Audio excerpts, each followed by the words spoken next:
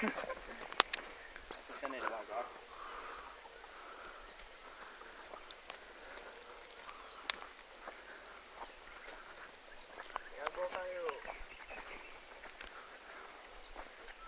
Ó, Faustão paga 150 conto, hein, velho? Nós vamos fazer um churrasco.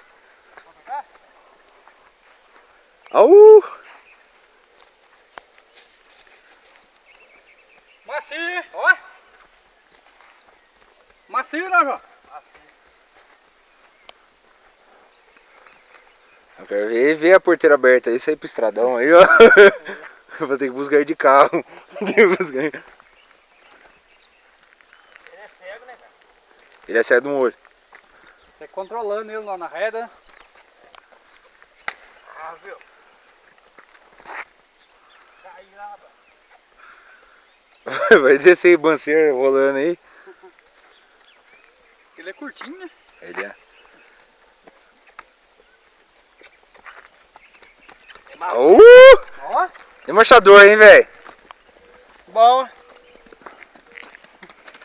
Agora dá uma marcha, agora dá um bonito aqui, ó, João.